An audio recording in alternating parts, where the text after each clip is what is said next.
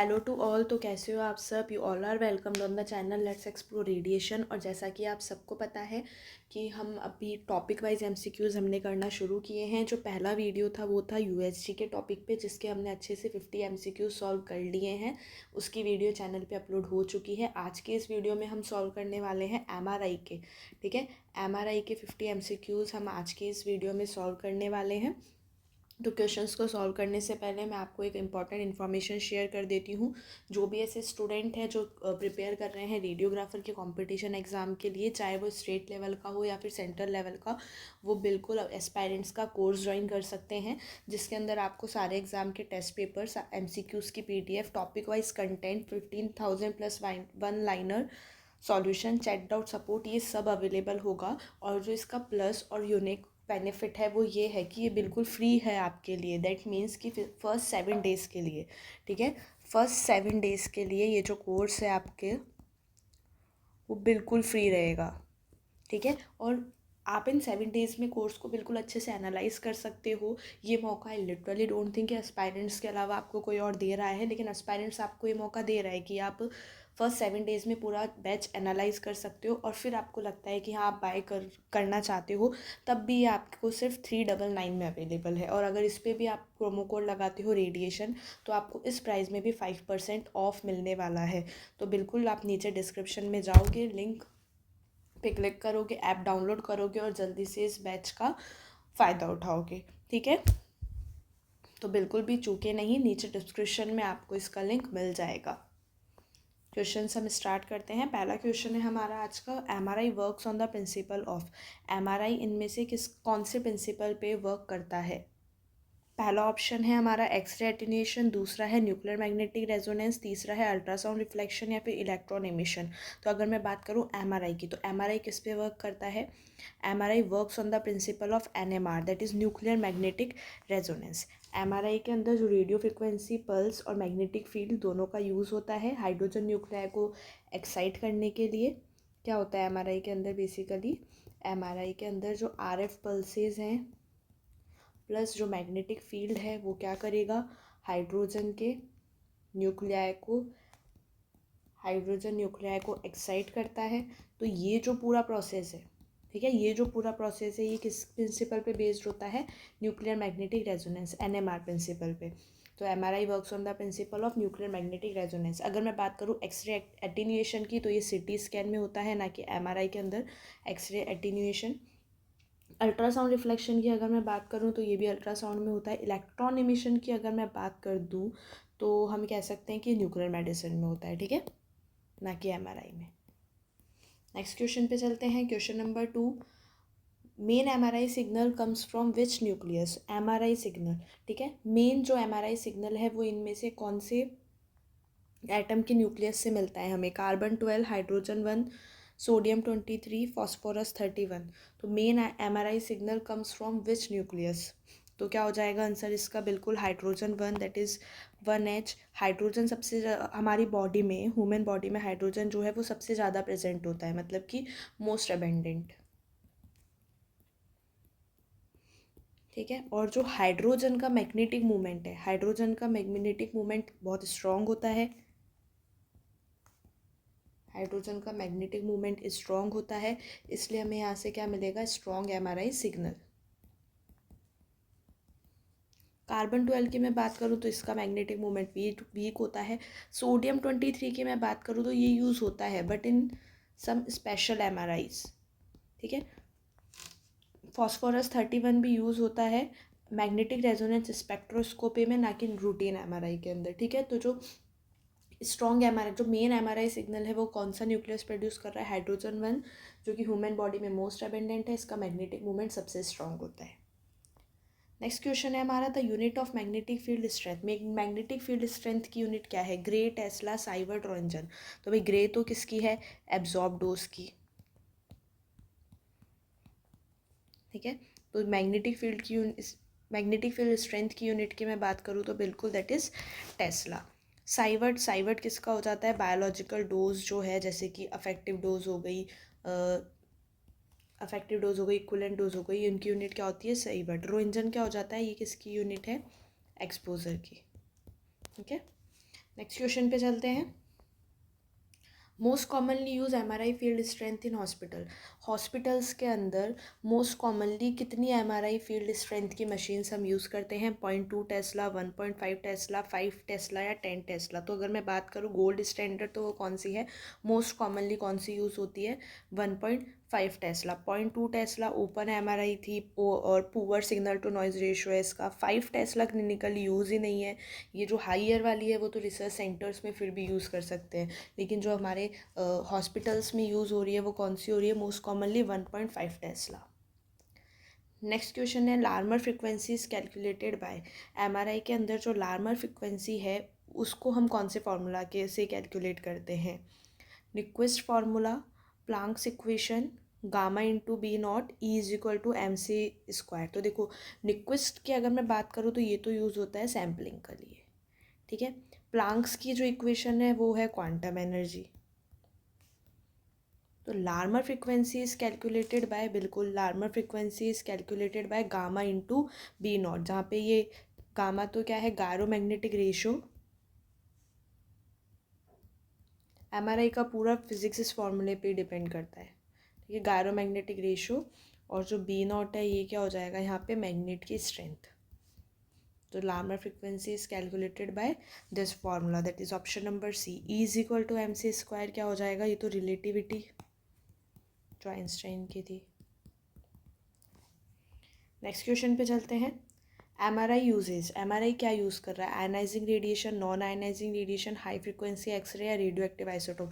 अभी मैंने ऊपर बताया था जो ये क्या यूज़ कर रहा है? RF waves plus magnetic field, और दोनों ही क्या है? नॉन आयनाइजिंग, ठीक है। तो MRI uses non ionising radiation, और ये बाकी सब क्या है? Ionising radiation, high frequency X-ray, radioactive isotopes, ये सब आयनाइजिंग रेडिएशंस में आ गए। नेक्स्ट क्वेश्चन है a super conducting magnet need. Super conducting magnet को किसकी नीड है? Water cooling, liquid helium, liquid nitrogen या फिर एयर कूलिंग। तो अगर मैं बात करूँ सुपर कंडक्टिंग मैग्नेट को, तो सुपर कंडक्टिंग मैग्नेट्स को हमें -269 डिग्री सेल्सियस तक कूल रखना होता है, ठीक है। अप्रॉक्सीमेटली इतना इतना डिग्री सेल्सियस तक हमें इसको ठंडा रखना होता है, कूल रखना होता है, कूल रखना होता है। ये बेसिक लैंग्वेज ही लिख देते हैं, ठीक है। तो इसके लिए हमें किसकी रिक्वायरमेंट होती है? हीलियम की। किसके लिए रिक्वायरमेंट होगी? हीलियम की। तो क्या हो जाएगा इसका answer? Option number B, that is liquid helium. Next question पे चलते हैं। Homogeneity is highest in. Homogeneity के कौन से टाइप के मैग्नेट में हाईएस्ट होती है? परमानेंट, रेजिस्टिव, सुपर कंडक्टिंग या फिर ओपन MRI मैग्नेट्स, ठीक है। होमोजेनिटी का मतलब क्या हो गया? वो मैग्नेट्स जिसके अंदर यूनिफॉर्म मैग्नेटिक फील्ड मिलता है हमें, ठीक है। वो मैग्नेट जिसके अंदर हमें यूनिफॉर्म मैग्नेटिक फील्ड मिलता है। अब यूनिफॉर्म मैग्नेटिक फील्ड हमें क्यों चाहिए? यूनिफॉर्म मैग्नेटिक फील्ड हमें चाहिए बेस्ट इमेज क्वालिटी के लिए, बेस्ट इमेज क्वालिटी के लिए। तो यूनिफॉर्म मैग्नेटिक फील्ड हमें कौन सी मैग्नेट से मिलेगा? That is super conducting magnets. अगर मैं परमानेंट मैग्नेट्स की बात करूँ तो लो फील्ड लो रहेगी इसकी, रेजिस्टिव की अनस्टेबल, ओपन MRI की भी लो होमोजेनिटी रहेगी। तो होमोजेनिटी जो है uniform magnetic field best image quality हमें किस में मिलेगा? सुपर कंडक्टिंग मैग्नेट्स में। नेक्स्ट क्वेश्चन है T1 relaxation is also called. T1 relaxation को और किस नाम से जानते हैं हम? Spin lattice relaxation, spin spin relaxation, echo relaxation या फिर मैग्नेटिक रिलैक्सेशन। तो अगर मैं बात करूँ T1 रिलैक्सेशन की, तो T1 relaxation is also called spin lattice relaxation. Why it is called spin lattice relaxation? Why कहते तो हैं, ये सबको पता है क्यों कहते हैं। बिकॉज T1 के अंदर क्या हो रहा है? Energy loss to surrounding lattice, ठीक है। दैट्स वाई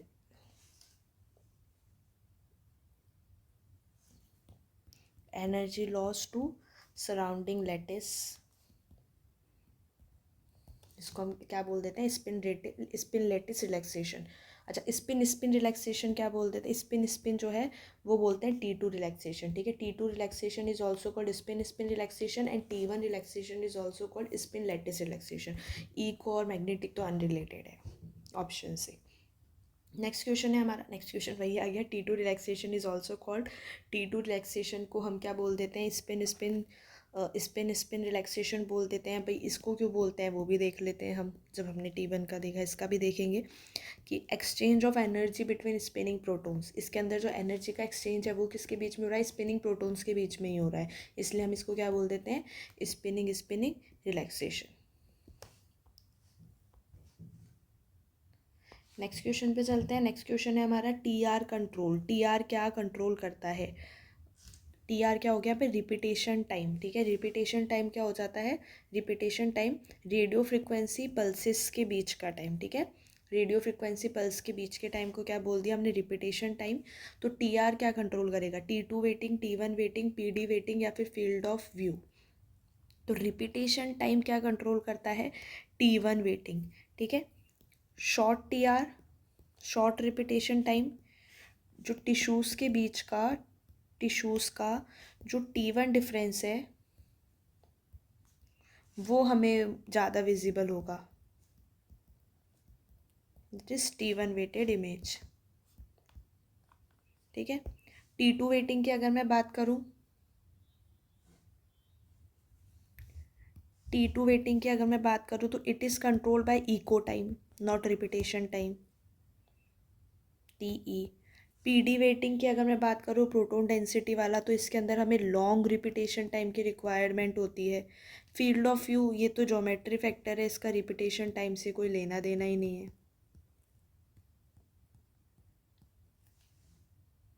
ठीक है, अब भाई ये नहीं सोचना है कि प्रोटॉन डेंसिटी वेटिंग में भी तो लॉन्ग रिपीटेशन टाइम है, तो रिपीटेशन टाइम इसको कंट्रोल क्यों नहीं करता है। ठीक है, इसके अंदर क्या हो रहा है, जब हम इसको कंबाइन करेंगे, शॉर्ट टी मिनिमाइज करेगी टी, शॉर्ट टी मतलब इको, शॉर्ट टी को टाइम तो क्या कर रही है, मिनिमाइज कर रही है किसको, T2 अफेक्ट्स को। और जब when combined with a long TR, ठीक है, then the resulting image is primarily weighted by proton density. ठीक है, तो ये TR जो है रिपीटेशन टाइम है वो PD वेटिंग को कंट्रोल नहीं कर रहा है, रिपीटेशन टाइम किसको कंट्रोल कर रहा है, किसको कंट्रोल कर रहा है, T1 वेटिंग को। कैसे कर रहा है कि भाई शॉर्ट रिपीटेशन टाइम है तो टिश्यूज़ के बीच में जो T1 डिफरेंस है वो ज़्यादा विजिबल होगा देन T1 वेटेड इमेज। ठीक है, क्लियर है। नेक्स्ट क्वेश्चन पे चलते हैं। TE कंट्रोल्स तो हमने पहले ही देख लिया, इको टाइम किसको कंट्रोल कर रहा है, इको टाइम कंट्रोल कर रहा है T2 वेटेड इमेजेस को। ठीक है,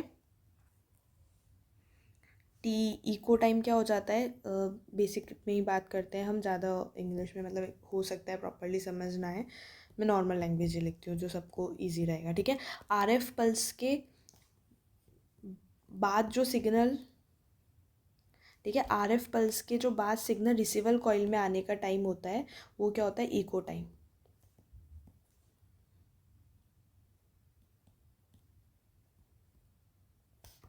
ठीक है, वो ये क्या हो जाता है, इको टाइम। RF पल्स के बाद सिग्नल रिसीवर कॉइल में आने का जो टाइम है वो क्या हो गया, इको टाइम। अगर लॉन्ग इको टाइम है, लॉन्ग इको टाइम है तो T2 डिके जो डिफरेंस है वो विजिबल होगा। अगर लॉन्ग अगर इको टाइम है तो T2 डिके डिफरेंस विजिबल होगा देन T2 वेटेड इमेजेस। ठीक है, T1 का हमने देख लिया, repetition time control, field of view size, geometrical factor, matrix size, resolution factor.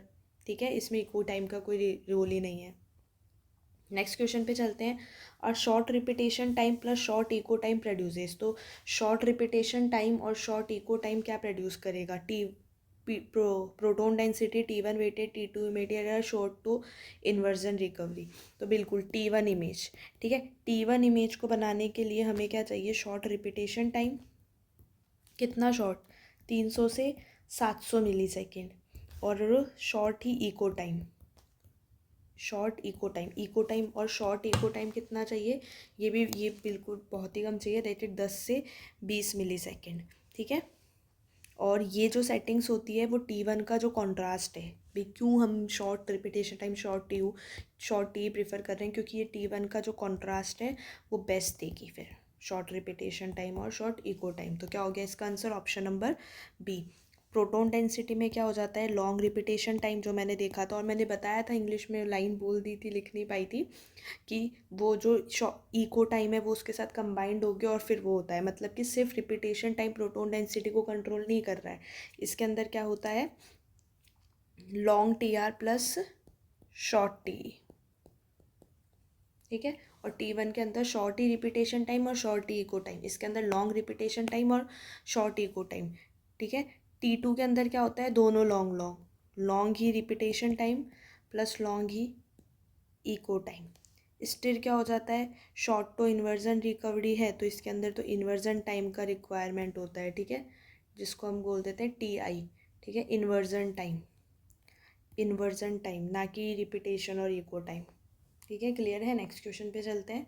Long TR plus long T produce, तो वो हम पहले ही देख चुके हैं। Long TR plus long T क्या प्रोड्यूस करेगा, T2 वेटेड, बाकी का भी हम देख चुके हैं। ग्रेडियंट इको में तो फ्लिप एंगल डिपेंडेंट है ये, ना कि टाइम।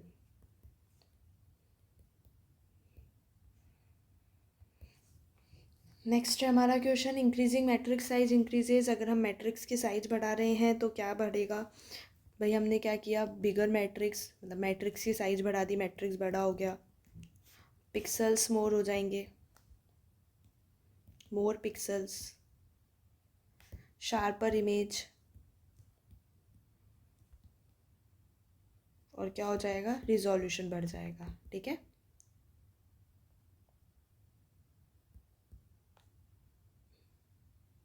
रिजोल्यूशन बढ़ जाएगा। मैट्रिक्स बढ़ाने से पिक्सल,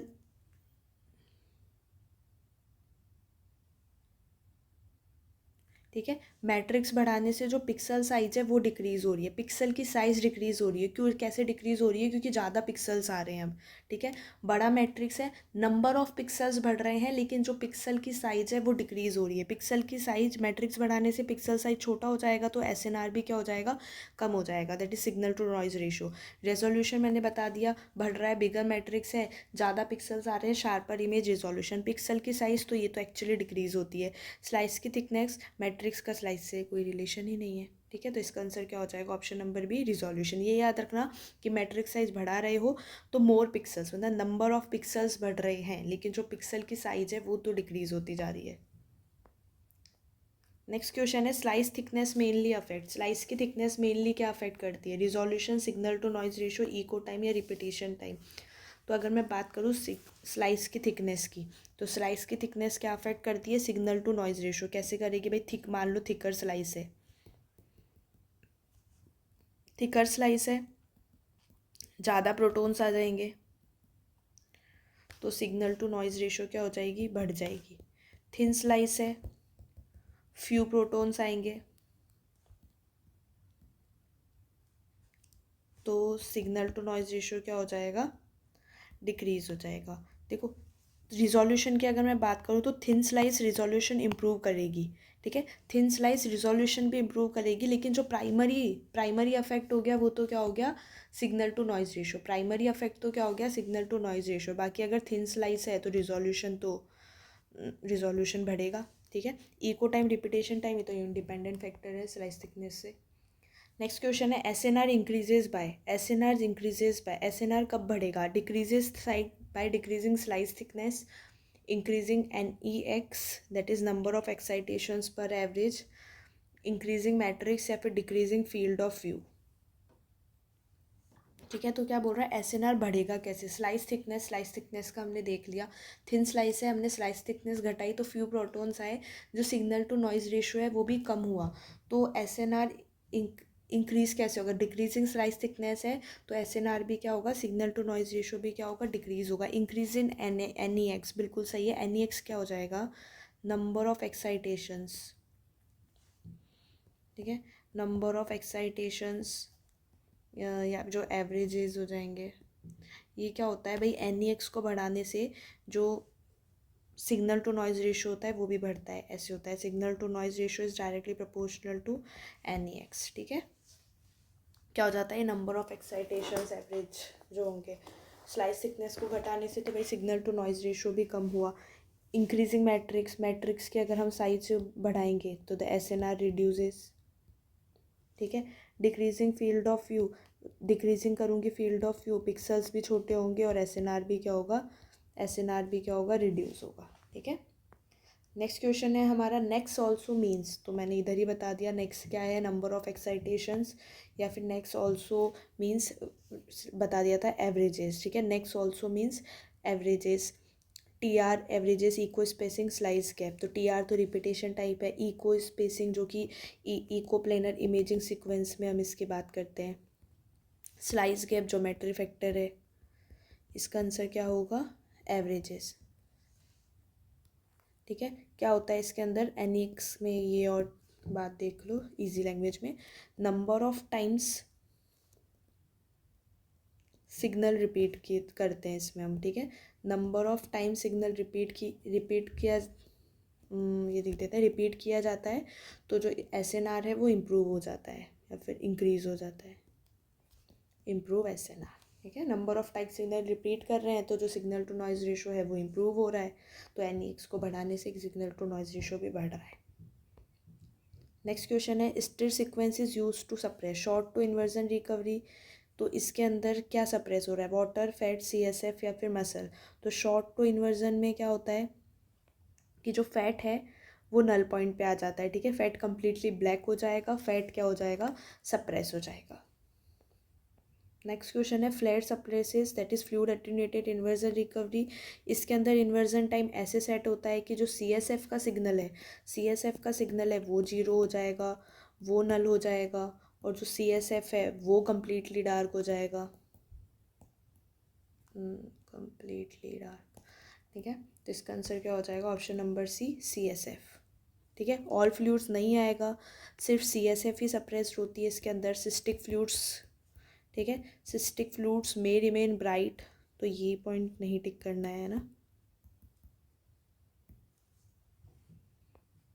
नेक्स्ट क्वेश्चन है, MRI is unsafe for. MRI किन के लिए अनसेफ होगी? Titanium implants, pacemakers, dental fillings या फिर ऑर्थोपेडिक स्क्रूज। तो अगर मैं हम सबसे पहले देखते हैं पेस मेकर्स जो है, पेस मेकर्स, ठीक है, पेस मेकर्स क्या होते हैं? Metallic components plus electronic circuits होते हैं। तो एमआरआई का strong magnetic field pacemaker को क्या कर देगा, मतलब डेंजरस हो जाएगा, माल फंक्शन कर देगा, इसको अट्रैक्ट कर लेगा। ठीक है, टाइटेनियम इम्प्लांट्स क्या होते हैं? नॉन फेरोमैग्नेटिक होते हैं, तो ये एमआरआई सेफ होते हैं। ठीक है, नॉन फेरोमैग्नेटिक होते हैं, नॉन फेरोमैग्नेटिक, तो ये क्या होते हैं? MRI safe. डेंटल फिलिंग्स की अगर मैं बात करूँ तो ये भी सेफ़ होते हैं। ऑर्थोपेडिक स्क्रू जो होते हैं वो यूजुअली जो है टाइटेनियम या फिर स्टेनलेस स्टील का होता है, तो ये एमआरआई सेफ़ होते हैं। लेकिन टाइटेनियम और स्टेनलेस स्टील, अब ये मत सोचना कि भाई उसके भी तो हो सकते हैं, हम मोस्ट कॉमन की बात करेंगे इस केस में, क्योंकि उसने सिर्फ अनसेफ हो जाए तो टाइटेनियम तो होगा नहीं। डेंटल फिलिंग्स भी जो है हम मोस्टली सेफ़ वाली ही सेफ़ वाली ही यूज़ करते हैं, और डेंटिस्ट ऑर्थोपेडिक स्क्रूज जो है वो यूजुअली टाइटेनियम या स्टेनलेस स्टील के यूज़ करते हैं, जो एमआरआई सेफ़ होते हैं। लेकिन पेस मेकर अब आने लगे हैं भाई एमआरआई कंपेटिकल, लेकिन अभी भी जो pace makers most of the case में metallic components plus electric circuits के होते हैं, जो एमआरआई के स्ट्रॉन्ग फील्ड को अट्रैक्ट कर लेंगे। ठीक है, नेक्स्ट क्वेश्चन है, एसएआर स्टैंड फॉर। एमआरआई के अंदर एसएआर का मतलब क्या होता है? Signal absorption rate, specific absorption rate, safety attenuation ratio या स्पिन अरेंजमेंट रेशियो। तो एसएआर क्या होता है? स्पेसिफिक एब्जॉर्प्शन रेट, मतलब बॉडी में आरएफ एनर्जी एब्जॉर्ब होने की रेट। ठीक है, स्पेसिफिक एब्जॉर्प्शन रेट मतलब बॉडी में जो आरएफ एनर्जी एब्जॉर्ब हो रही है उसकी रेट। ठीक है, वो किस स्पीड से हो रही है, यूनिट क्या हो जाती है स्पेसिफिक एब्जॉर्प्शन रेट की, वो भी देख लो। ठीक है, अगर हाई स्पेसिफिक एब्जॉर्प्शन रेट है, आरएफ एनर्जी एब्जॉर्ब ज़्यादा हो रही है, तो टिश्यू जो हीटिंग एंड रिस्क है, टिश्यू का जो हीटिंग रिस्क है वो बढ़ जाएगा। ठीक है, टिश्यू हीटिंग रिस्क, तो एमआरआई सेफ्टी का मेजर पार्ट है ये। Specific absorption rate. ठीक है, spin arrangement ratio MRI physics में हम नहीं पढ़ते, है ना। सिग्नल एब्जॉर्प्शन तो नॉन टेक्निकली टर्म है। नेक्स्ट क्वेश्चन है, SAR limits are highest in. ठीक है, जो स्पेसिफिक एब्जॉर्प्शन रेट है वो इनमें से कौन से पेशेंट्स के अंदर सबसे ज़्यादा आएगी? Children, pregnant women's, head scans या फिर होल बॉडी स्कैन। मतलब कि इसका मतलब क्या हो गया? स्पेसिफिक एब्जॉर्प्शन रेट कब लिमिट हाईएस्ट कब होगी? तो मैंने क्या बताया, स्पेसिफिक एब्जॉर्प्शन रेट क्या होता है? जब बॉडी में RF एनर्जी एब्जॉर्ब होने का रेट। तो मतलब कि SAR limits are highest in, मतलब जब RF का एक एक्सपोजर, ठीक है, जब RF का एक्सपोजर सबसे ज़्यादा होगा, जब RF एक्सपोजर एकदम सबसे ज़्यादा होगा। तो किस केस में होगा RF एक्सपोजर सबसे ज़्यादा? RF एक्सपोजर सबसे ज़्यादा होगा, हीटिंग अफेक्ट सबसे ज़्यादा होगा। तो ये किसके अंदर हो रहा है? तो भाई अगर किसी को सिर्फ इस फुल फॉर्म भी पता है तब भी बेसिक सा आंसर दे ही सकते हैं अपन कि भाई होल बॉडी में ही RF एक्सपोजर सबसे ज़्यादा होगा, क्योंकि हीटिंग अफेक्ट सबसे ज़्यादा होल बॉडी मोड पे होगा। इसलिए SRA limits safest maximum value body scans के लिए सेट की जाती है। तो मतलब RF का एक्सपोजर जब हम होल बॉडी स्कैन कर रहे हैं, पूरी बॉडी को स्कैन कर रहे हैं, तब रेडियो फ्रिक्वेंसी का एक्सपोजर सबसे ज़्यादा होगा जब होल बॉडी को करेंगे। चिल्ड्रंस के अंदर तो एक्चुअली लो ही होता है, ठीक है। प्रेग्नेंट वुमेन के अंदर रिड्यूस SAR यूज़ करते हैं हम। हेड स्कैन स्मॉल वॉल्यूम ही करना है हमें ट्रीट, जब स्मॉल वॉल्यूम ट्रीट करना है तो जो SAR है वो भी लोअर ही होगा, ठीक है। तो होल बॉडी, पूरी बॉडी स्कैन करनी है तो RF का एक्सपोजर सबसे ज़्यादा होगा। नेक्स्ट क्वेश्चन है, ठीक है, हो सकता है आपने अभी तक ये SAR और इसके नहीं करे होंगे, बट आई गेस अच्छे कंसेप्चुअल क्वेश्चन थे, दैट्स वाई आई टुक। बाकी इसके अलावा स्टिल कोई डाउट है तो प्लीज़ मुझे कमेंट सेक्शन में बता देना, for sure I will reply. Common MRI contrast agent, MRI के अंदर हम कॉमनली कौन सा कॉन्ट्रास्ट एजेंट यूज़ करते हैं? तो MRI के अंदर हम करते हैं गैडोलीनियम DTPA, जो क्या होता है, पैरामैग्नेटिक होता है।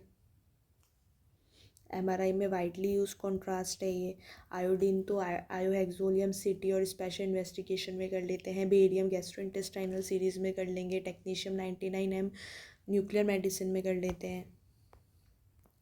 नेक्स्ट है हमारा nephrogenic systemic fibrosis is associated with. Nephrogenic systemic fibrosis NSF जो कंडीशन है वो इनमें से कौन सी कॉन्ट्रास्ट से एसोसिएटेड है? City contrast, gadolinium, barium sulphate या फिर अल्ट्रासाउंड जेल। तो रीनल फेशियल, अगर हम रीनल फेलियर, ठीक है, रीनल फेलियर कोई पेशेंट है और अगर हम उसमें क्या कर रहे हैं, गैडोलीनियम अगर उसमें डिपॉजिट हो जाता है, ठीक है, अगर उसमें गैडोलीनियम कॉन्ट्रास्ट डिपॉजिट हो जाता है तो फाइब्रोसिस हो सकता है, ठीक है, नेफ्रोजेनिक सिस्टमिक फाइब्रोसिस। इसलिए रीनल फेलियर वाले पेशेंट्स के अंदर गैडोलीनियम डेंजरस होता है। तो इसका आंसर क्या हो जाएगा? Option number B. CT contrast क्या करता है? चाहिए कंफ्यूज मतलब, सिटी कॉन्ट्रास्ट करता है contrast induced nephropathy, that is CIN, ठीक है, CIN। बेरियम क्या कर देता है भाई? ये बेरियम पेरिटोनाइटिस कर सकता है, गैस्ट्रोइंटेस्टाइनल कॉन्स्टिपेशन कर सकता है। जेल का तो कोई रिस्क ही नहीं है। अल्ट्रासाउंड जेल तो हम यूज़ कर रहे हैं किसके लिए? जो एयर गैप को रिमूव करने के लिए, ठीक है, साउंड ट्रांसमिशन को इम्प्रूव करने के लिए ट्रांसड्यूसर और स्किन के बीच में। तो आ गई बात समझ में, NSF किससे रिलेटेड है? गैडोलीनियम कॉन्ट्रास्ट से। नेक्स्ट क्वेश्चन है, MRI zone 4 is the. MRI zone 4 क्या है? कंट्रोल रूम है, पेशेंट वेटिंग है, मैग्नेट रूम है, स्टाफ एरिया है। देखो, तो MRI की जोनिंग होती है, ठीक है, MRI की जोनिंग जैसे जोन 1 में तो पब्लिक आ गई, जोन 2 स्क्रीनिंग, ठीक है, जोन 3 रिस्ट्रिक्टेड होता है एकदम, और जोन 4 जो मैग्नेट रूम है खुद, मतलब जहाँ पे है पूरा सिस्टम हमारा, तो वो मोस्ट डेंजरस होता है, ठीक है, मोस्ट डेंजरस। तो क्या हो जाएगा इसका answer? MRI zone 4 is magnet room, ठीक है। कंट्रोल रूम कौन सा हो गया इसमें से? जोन 3, जो कि रिस्ट्रिक्टेड है। यहाँ कंट्रोल रूम होता है कि भाई जो यहाँ पे कंट्रोल पैनल है वहाँ पे हर कोई अलाउ नहीं होता, रिस्ट्रिक्टेड होता है। और पेशेंट वेटिंग रूम में आ गया जोन 2, वहाँ पे लिमिटेड वो अलाउ होते हैं स्क्रीनिंग। स्टाफ एरिया आ गया यहाँ पे, जोन 1 मतलब पब्लिक भी आ गया, जोन 1 जोन 2 दोनों आ गए इसके अंदर। जोन 1 में भी जा सकता है स्टाफ, तो जोन 2 में भी, जोन 1 जोन 2 ये पूरे आ गए। लेकिन जो मेनली जोन 4 है वो कौन सा है? Magnet room. तो MRI की जोनिंग 4 जोन होते हैं, zone 1 zone 2 zone 3 zone 4। Zone 1 public, zone 2 screening, zone 3 restricted, zone 4 magnet room, that is most dangerous. Next question है, missile effect refers to. Missile effect क्या होता है? Specific absorption rate, heating, rapid motion inside scanner, ferromagnetic object pulled into magnet या फिर eddy currents. तो बिल्कुल भाई जो एमआरआई की जो मिसाइल इफेक्ट क्या होता है, ferromagnetic object pulled into magnet. अगर एमआरआई की जो मैग्नेट है वो 24/7 ऑन है, तो कोई भी फेरोमैग्नेटिक ऑब्जेक्ट है, जैसे कि फेरोमैग्नेटिक ऑब्जेक्ट है जैसे कि मान लो सीज़र हो गए, ऑक्सीजन सिलेंडर्स हो गए, पेशेंट के सीज़र हो गया, ऑक्सीजन सिलेंडर हो गया, तो उसको ये हाई स्पीड से क्या कर लेगा, पुल कर लेगा लाइक अ मिसाइल। ठीक है, हाई से पुल कर लेगा लाइक अ मिसाइल। तो ये फैटल एक्सीडेंट्स पॉसिबल, मतलब कि जानलेवा इंसिडेंट्स हो सकते हैं ये। तो इसको हम क्या बोलते हैं, मिसाइल इफेक्ट। कि जो फेरोमैग्नेटिक ऑब्जेक्ट है पुल्ड इनटू मैग्नेट, कोई फेरोमैग्नेटिक ऑब्जेक्ट है जैसे व्हील चेयर हो गई। अच्छा, व्हील चेयर वाला यूट्यूब पे आपको वीडियो भी मिल सकता है कि एक पेशेंट व्हील चेयर पे था, एमआरआई मैग्नेट ऑन हुई और उसने पूरा उसको एग्जैक्ट कर लिया। ठीक है, जैसे ही एमआरआई मैग्नेट को हमने ऑन किया 24/7, या जैसे मान लो एमआरआई मैग्नेट को हमने ऑन किया, फेरोमैग्नेटिक ऑब्जेक्ट को इसने पुल कर लिया पूरा अपनी साइड। ठीक है, एक मिसाइल के जैसे। और ये क्या हो जाता है, जानलेवा एक्सीडेंट्स हो सकते हैं ये। एसईआर हीटिंग तो थर्मल इफेक्ट हो जाएगा, ना कि मिसाइल इफेक्ट। मिसाइल इफेक्ट हम इसको बोलते हैं जब फेरोमैग्नेटिक ऑब्जेक्ट जो है वो पूरा पुल हो गया है मैग्नेट के अंदर। रैपिड मोशन इनसाइड स्कैनर, ये तो कोई टर्म ही नहीं है। एडी करंट्स इमेज को डिस्टॉर्ट कर, इमेज डिस्टॉर्शन। नेक्स्ट क्वेश्चन पे चलते हैं। Hearing protection is required because MRI uses. भाई एमआरआई के अंदर देखा होगा, जब भी कोई पेशेंट एमआरआई के लिए जाता है तो उसके जो हेडफोन्स लगा देते हैं उसके कानों में, तो क्यों रिक्वायर्ड है वो। MRI uses ultrasound, loud gradient coils, high frequency radio या कूलिंग पम्प्स। तो अल्ट्रासाउंड ये तो भाई अलग ही मॉडलिटी हो गई, साइलेंट होती है ये तो, है ना। High frequency radio, radio waves भी एक बार साइलेंट है। कूलिंग पम्प्स माइल्ड नॉइज़ कर सकती है लेकिन कोई हार्मफुल नहीं है। लेकिन हियरिंग प्रोटेक्शन एमआरआई के अंदर इसलिए रिक्वायर्ड है क्योंकि जो लाउड ग्रेडियंट कॉइल्स हम यूज़ करते हैं, ग्रेडियंट कॉइल्स क्या कर रही है, ग्रेडियंट कॉइल्स क्या करती है, 90 to 130 डेसिबल तक नॉइज़ क्रिएट करती है। ठीक है, 90 to 130 डेसिबल तक नॉइज़ क्रिएट करती है, इसलिए ईयर प्रोटेक्शन इसके अंदर क्या हो जाता है, मैंडेटरी।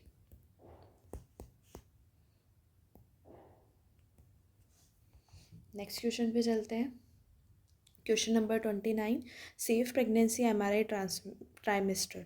ठीक है, कौन से ट्राइमेस्टर में जो एमआरआई है वो सेफ़ रहती है during pregnancy, first, second, third या फिर नेवर सेफ़। तो ये क्या हो जाएगा इसका अंदर, सेकंड ट्राइमेस्टर। ठीक है, सेकंड ट्राइमेस्टर में क्यों सेफ़ है एमआरआई, क्योंकि इसके अंदर कोई टेरेटोजेनिक रिस्क नहीं हो सकता। ठीक है, वो क्योंकि वो फर्स्ट ट्राइमेस्टर में होता है। और एमआरआई नॉन आयनाइजिंग है तो वैसे ही सेफ़ है ना। और इसके अलावा क्या होता है कि सेकंड ट्राइमेस्टर तक ऑर्गेनोजेनेसिस, जो ऑर्गन फॉर्मेशन होता है, वो ऑलमोस्ट कंप्लीट हो जाता है, तो बिल्कुल डर नहीं है। फर्स्ट ट्राइमेस्टर में हम अवॉइड कर देते हैं क्योंकि इसके अंदर क्या होता है, ऑर्गन फॉर्मेशन पीरियड होता है, ये इस टाइम पे ऑर्गन बन रहे हैं फीटस के, तो ऑर्गन फॉर्मेशन पीरियड है। थर्ड में पॉसिबल है, मना नहीं है, बट प्रिफर्ड सेकंड करते हैं। ठीक है, बट सेकंड ट्राइमेस्टर में एकदम सेफेस्ट माना जाता है। Never safe, wrong, MRI safe है।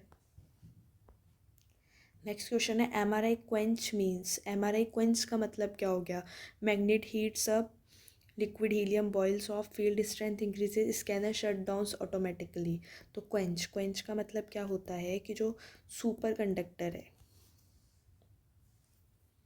ठीक है, सुपर कंडक्टर है, उसने काम करना बंद कर दिया, सुपर कंडक्टर स्टॉप्स वर्किंग, तो क्या हुआ, मैग्नेटिक फील्ड, एमएफ लिख देती हूँ। ठीक है, मैग्नेटिक फील्ड क्या हो गई, कोलैप्स हो गई। अब लिक्विड हीलियम जो है जल्दी से गैस में कन्वर्ट हो जाएगा, liquid helium turns into gas rapidly,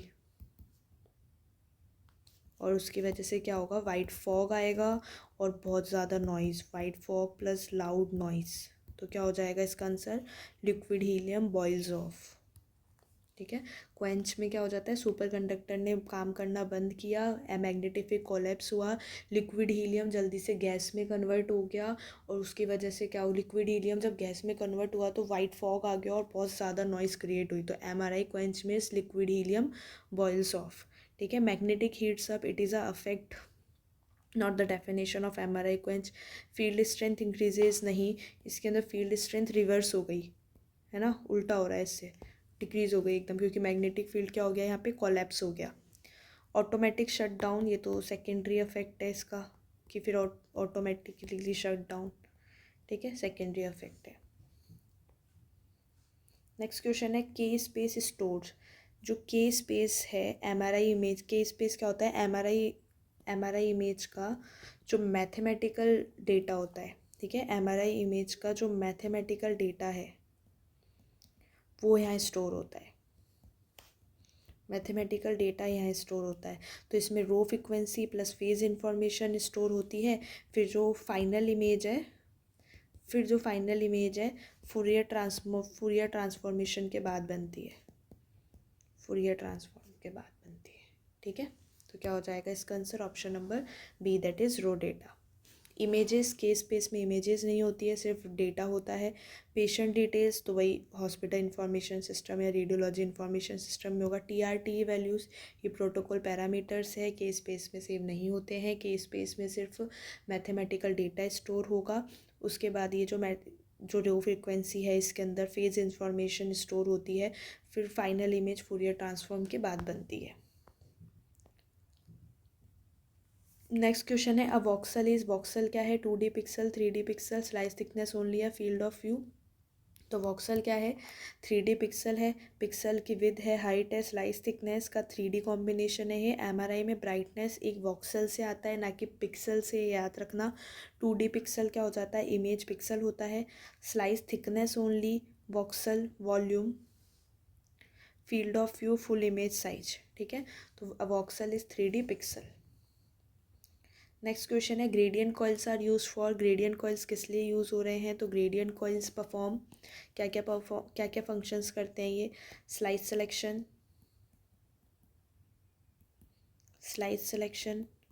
frequency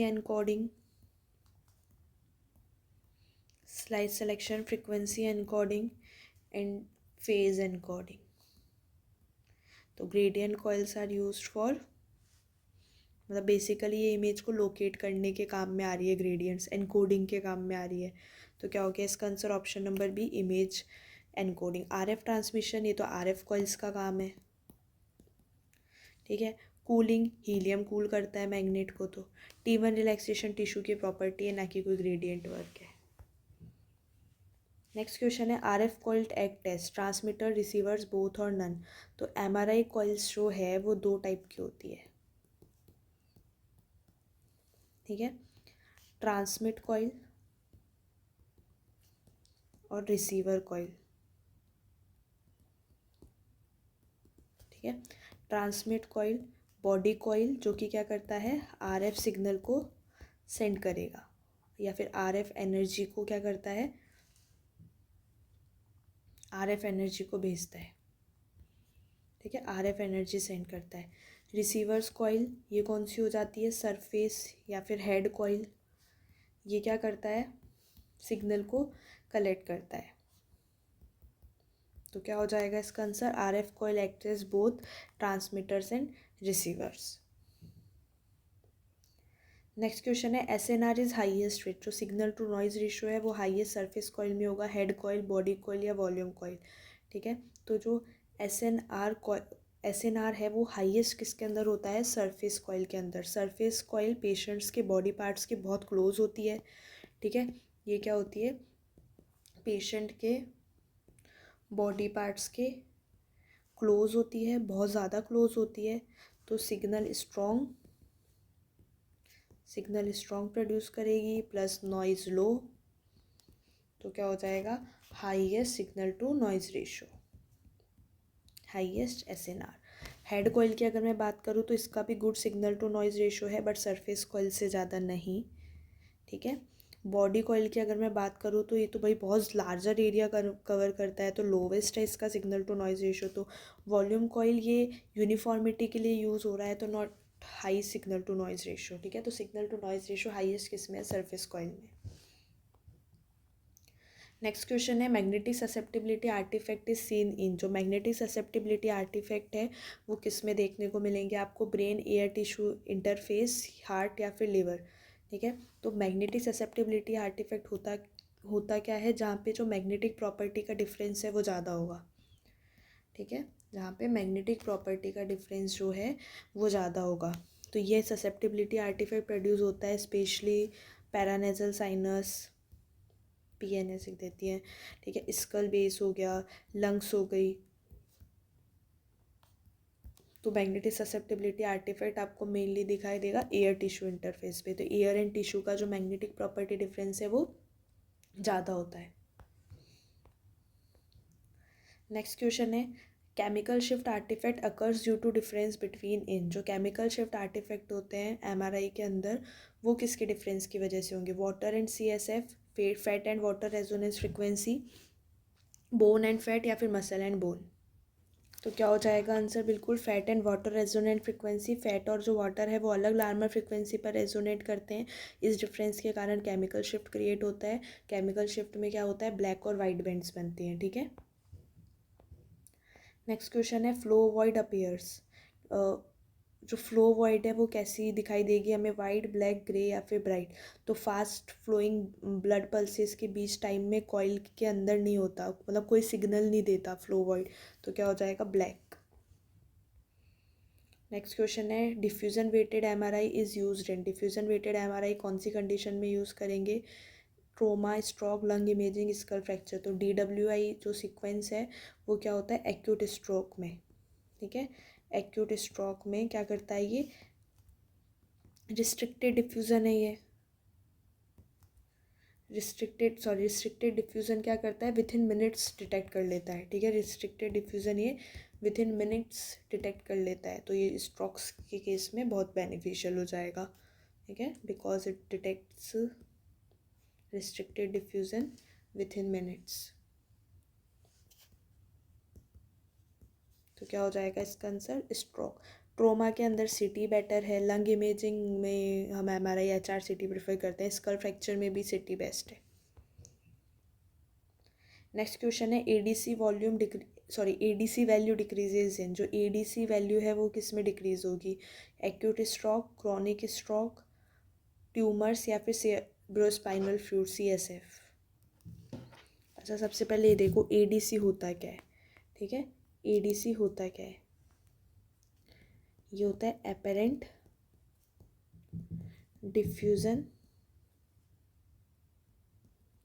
coefficient.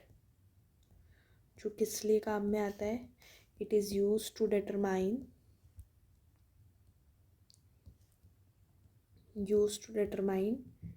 acute stroke lesion volume,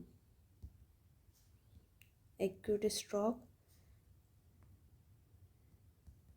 lesion volume, ठीक है। तो जो एडीसी अपेरेंट डिफ्यूजन कोफिशिएंट है वो एक्यूट स्ट्रोक के अंदर क्या डिक्रीज हो जाएगा, ठीक है, within minutes to hours of an ischemic stroke. That is option number A. और किसके अंदर विजिबल हो जाएगा ये, डिफ्यूजन वेटेड इमेजिंग सीक्वेंस के अंदर, ठीक है। क्रॉनिक स्ट्रोक के अंदर क्या हो जाता है, ये तो भाई वीक्स लेटर आएगा है ना, तो इसके अंदर जो एडीसी वैल्यू है वो टिपिकली इंक्रीज हो जाती है। स्ट्रोक्स के अंदर क्या करेगा ये, लीजन वॉल्यूम को डिटरमाइन करता है।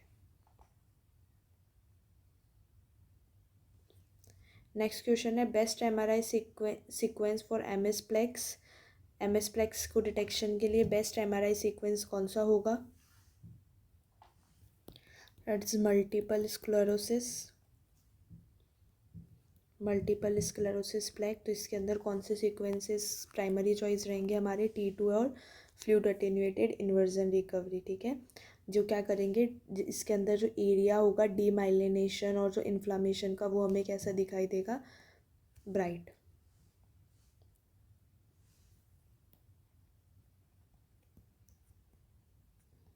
डीमाइलिनेशन और जो इन्फ्लामेशन है, अपीयर एज ब्राइट और hyper intense on both T2 and FLAIR images. ठीक है। अच्छा, इस क्वेश्चन में और भी हम थोड़ा सा और डीपली चल जाते हैं। हो सकता है एडीसी आपने पहली बार सुना हो। तो एडीसी क्या होता है ये हमने देख लिया। एपरेंट डिफिशन कॉफिशिएंट है, ये बेसिकली स्ट्रोक के अंदर हमें लीजन वॉल्यूम डिटरमाइन करने के लिए काम में आता है ये। अच्छा, क्रोनिक स्ट्रोक के अंदर जो एडीसी वैल्यू है वो इंक्रीज़ होती है, एक्यूट के अंदर डिक्रीज़ होती है। एक्यूट स्ट्रोक के अंदर क्या हो जाएगा, सेल स्वेल हो जाएगा, एक्स्ट्रा सेलुलर स्पेस कम हो जाएगी, वाटर मूवमेंट रिस्ट्रिक्ट हो जाएगा, डिफ्यूजन वेटेड इमेजिंग ब्राइट हो जाएगी। इसके अलावा जो एडीसी है वो डार्क हो जाएगा, हॉलमार्क साइन मान लेते हैं हम इसको। ट्यूमर्स के अंदर क्या होता है, वेरिएबल होता है, ठीक है, और ज़्यादातर इंक्रीज ही होती है ADC value. CSF free diffusion है तो इसके अंदर भी क्या होती है, एडीसी वैल्यू हाई होती है। ठीक है, तो बेसिकली ये क्या हो जाता है, ये जो कि लीजन वॉल्यूम डिटरमाइन करेगा स्ट्रोक में मैं बात करूँ तो। नेक्स्ट क्वेश्चन हमने देख लिया, बेस्ट MRI सीक्वेंस कौन सा है। ठीक है, best imaging for bone marrow oedema. ठीक है, बोन मैरो एडिमा के लिए कौन सी इमेजिंग बेस्ट रहेगी हमारी, CT scan, short tau inversion recovery, T1 या फिर ग्रेडियंट इको। तो भाई कौन सा हो जाएगा, बिल्कुल STIR short tau inversion recovery. Short tau inversion recovery highly sensitive है बोन मेरो एडिमा को डिटेक्ट करने के लिए, क्योंकि ये जो फैट के सिग्नल है उनको सप्रेस कर देगा, making the high signal from water edema stand out clearly. तो बेस्ट इमेजिंग कौन सी हो जाएगी, स्टिर। नेक्स्ट क्वेश्चन है, meniscal tears are best seen with. जो मेनिस्कल टीयर्स है वो हमें सबसे अच्छे किस में दिखाई देंगे, T1 के अंदर, T2 के अंदर, proton density with fat touch suppression या फिर ग्रेडियंट ई। तो जो मेनिस्कल टीयर्स है वो हमें क्लियरली विजुअलाइज होते हैं MRI के अंदर, specifically with proton density weighted sequence often combined with fat suppression technique. ठीक है, इस टाइप का जो सीक्वेंस है वो हमें एक्सीलेंट कॉन्ट्रास्ट देगा between meniscal cartilage and the surrounding structures. तो जिस वजह से जो हमें टीयर्स हैं वो बहुत अच्छे से दिखाई देंगे।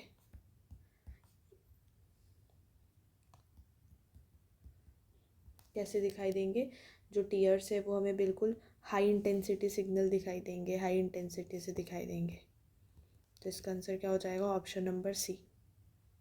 T1 वेटेड इमेजेस तो एनाटॉमिकल डिटेल के लिए बेटर है, but less sensitive to fluid in tears. T2 जो है वो गुड फ्लूइड सिग्नल दिखाता है but may have less contrast with surrounding joint fluid. और ग्रेडियंट इको तो लेस ऑप्टिमल है मेनिस्कल इवेल्युएशन के अंदर ही, क्योंकि पोटेंशियल आर्टिफैक्ट्स की वजह से और lower sensitivity to certain tear types. तो मेनिस्कल टीयर्स हमें बेस्ट दिखाई देंगे, proton density with fat suppression. Next question है, ब्रैकियल प्लेक्सिस इवेल्युएशन यूजेस। ठीक है, ब्रैकियल प्लेक्सिस के इवेल्युएशन में हम कौन सी मॉडलिटी प्रेफर करेंगे, सिटी, अल्ट्रासाउंड, MRI या फिर पैट। तो brachial plexus evaluation, brachial plexus है क्या, network of nerves that control movement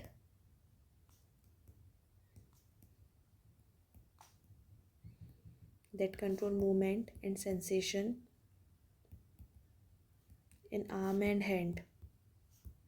ठीक है, तो इसके इवेल्युएशन के लिए कोई भी इंजरी हुई है उसके बाद ब्रैकियल प्लेक्सिस हो गया, तो हम ऑफनली एडवांस इमेजिंग टेक्निक ही यूज़ करेंगे। तो high resolution MRI such as magnetic resonance we will prefer to assess the extent of nerve damage. हमें नर्व की बिल्कुल अच्छे से देखनी है। होता क्या है, ये network of nerves that control, तो हमें नर्व्स बहुत अच्छे से विजुअलाइज देखनी है विथ हाई रिजोल्यूशन। तो हम क्या प्रेफर करेंगे, MRI।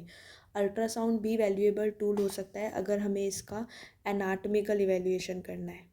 ठीक है, अगर हमें एनाटॉमिकल इवेल्युएशन करना है तो अल्ट्रासाउंड, और जो इसमें जो नर्व्स हमें अच्छे से देखनी है, जो मेनली हमें वही देखनी होती है, तो उसके लिए हम क्या करेंगे, MRI प्रेफर। तो brachial plexus evaluation mostly use MRI। MRI of the spine uses जो स्पाइन की हम एमआरआई कर रहे हैं वो क्या यूज़ करेगी भाई, एक्सरे, आयनाइजिंग गामा रेज। तो आयनाइजिंग रेडिएशन तो हम यूज़ ही नहीं कर रहे, तो बिल्कुल रेडियो वेव्स हम यूज़ करते हैं एमआरआई के अंदर। नेक्स्ट क्वेश्चन है cardiac MRI uses. Cardiac MRI के अंदर हम कौन सा सीक्वेंस यूज़ करेंगे, T1 ओनली, सिने सीक्वेंस, स्टिर ओनली, या फिर फ्लूइड एटेन्यूएटेड इन्वर्जन रिकवरी। तो सिने सीक्वेंस, बिल्कुल कार्डियक एमआरआई के अंदर हम सिने सीक्वेंस यूज़ करेंगे। कार्डियक एमआरआई एक पावरफुल इमेजिंग मॉडलिटी है जिसके अंदर हम हार्ट के फंक्शन और स्ट्रक्चर को इवेल्युएट करते हैं। ये गोल्ड स्टैंडर्ड माना जाता है हार्ट साइज और फंक्शन को इवेल्युएट करने के लिए, ठीक है। क्यों? क्योंकि ये हार्ट को कैप्चर करता है, because it capture heart in motion.